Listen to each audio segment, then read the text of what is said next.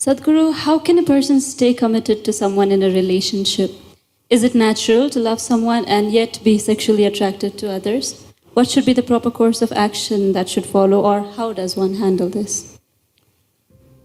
See, there is a psychological integrity, there is emotional integrity, but there is a biological integrity also. Integrity does not mean morality. Integrity means you create a situation where it works best for you. So when we say integrity, suppose I say, there is a certain integrity to my body, this means it's strong and resistant to a whole lot of things, isn't it? It doesn't mean I'm morally stuck in something.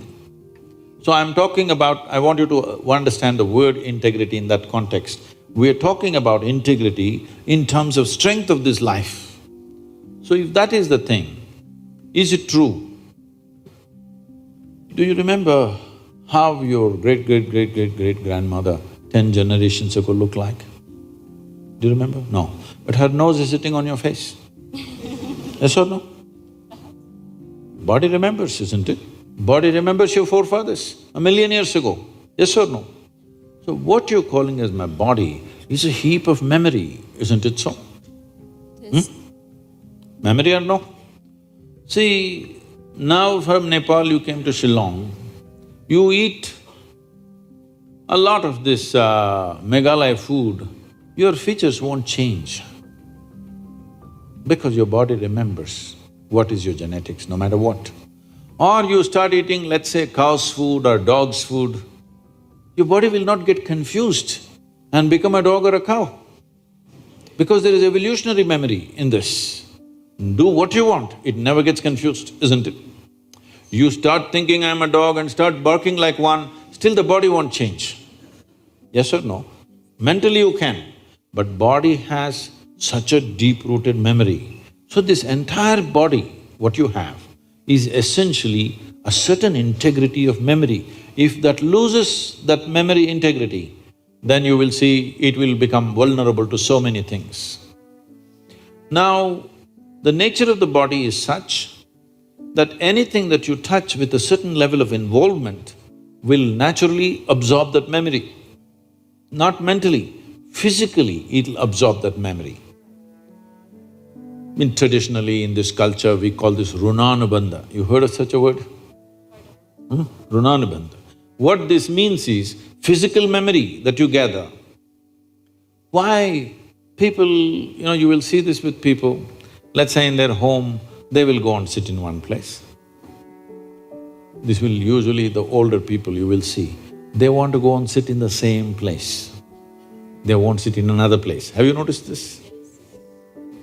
Even your dog, he comes, if he wants to sit here, he'll smell this, he'll smell that, he'll smell that, he'll smell that. And after much searching, he will settle down in that particular place. Next time you chase him somewhere, he comes, he goes and sits in the same place. Because there is memory. Today there is forensic equipment where you're sitting here right now, you went away. After 2, 3, 8 hours, if they come, not with a dog can easily do it. But with forensic equipment, we come here and just check this chair and we know it was you who was sitting here, not somebody else. So there is memory. Wherever you sit, stand, whatever you touch, there is memory and transaction happening all the time. Well, you come from Nepal, in India also it's very much there, in south is very strongly there, north maybe it's become weakened. People never give salt to another person. Do you know this? Here also? If somebody gives you salt, you say, please keep it there. Because there are certain materials which transmit memory much better than others. Salt, sesame seeds, lemons, like this if you give traditional people, they'll say, keep it there, I will take it. Because they don't want to develop runanubandha with you. Now, in India, if you see older generation of people, if you try to shake their hands, they'll do like this, because they don't want to get runanubandha with you. Because the idea is, to keep the integrity of your body's memory in such a way that it doesn't become vulnerable to other things, that you become a very integrated life. If you want to nurture yourself to be a certain possibility, then you have to maintain the memory integrity. This is what Runanubandha means. You keep your physical memory to the minimal. A sexual interaction is something where a huge amount of memory is taken from one to the other. So always, not in this society, everywhere else, forever people saw the advantage of keeping that memory to the minimal. If you make that memory very complex, you will see to be at ease will become very difficult after some time. There will be pleasure, but there will be no joy in your life. You can observe people, don't go by what I'm saying. You can observe people, they will have pleasure, they will giggle all the time, but you look at them, there is no joy in them, there's no ease. Because the ease will go away with excessive memory. This is not only with sexuality, there are many other things that you do like this. Right now you see this very much in the Western societies. Wherever I go, especially in America, people will come, Sadhguru, where is my hug? I say, it must be with you. Why is it with me? It is not like at a certain moment when you feel close to somebody, you hug them. It's like all the time you have to touch people. Because today's psychiatrists are analyzing these things and saying that is because they have not been sufficiently touched by their mothers and parents at an early age. When they grow up, they're desperately longing to touch somebody all the time. All these things have a serious impact on one's life. How much physical contact when the child is born, this will determine how much physical contact they will long for later on.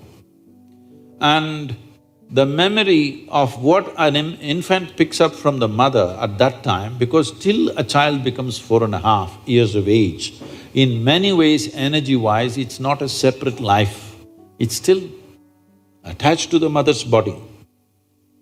Actually, if by nature if people go till then, they must be drinking the mother's milk and connected up to 4.5 years, that's how naturally it was. So, the energy doesn't mature at that time, more and more memory that you get from the mother is better and better to strengthen this. But once the child begins to move out and becomes an individual, life is organizing itself. People come to me and say, Sadhguru, can you bless my daughter, can you bless my son? First thing I ask is, how old? If they say 15, 16, 18, all right. If they're over 21, I say no. Because me blessing you, blessing will not go to your child. You may still think emotionally that's my child, but as far as life is concerned, it's become fully separate. Generally, the course of life is considered to be approximately 84 years or 1008 cycles of the moon. The cycles of the moon and our body is very directly connected. Only because our mother's bodies were in sync with the cycles of the moon, we are born, otherwise we wouldn't be born, isn't it? Hello? So, a full life is considered 1008 cycles of the moon, which will approximately considered as 83 to 84 years. So if one crosses 84, it's considered a full life. In this, the first quarter is the only time when it is connected to parentage. After that, the child must move, because energy-wise, you cannot connect those two lives anymore.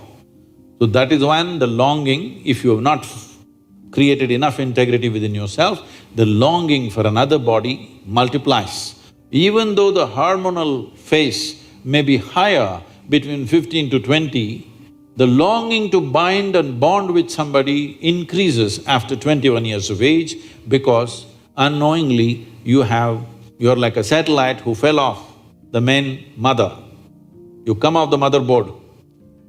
Now you want to attach to something unless you find some integrity. This is why between 12 and 18, one must do lot of sadhana to strengthen the body so that you don't desperately bind yourself to something or somebody. You must consciously, if you wish to take a partner, it must be a conscious process. If it's a compulsive process, then you will pay the price for it. This is not a question of morality. It is not that this is sin, that is sin. The question is, what is your priority in your life?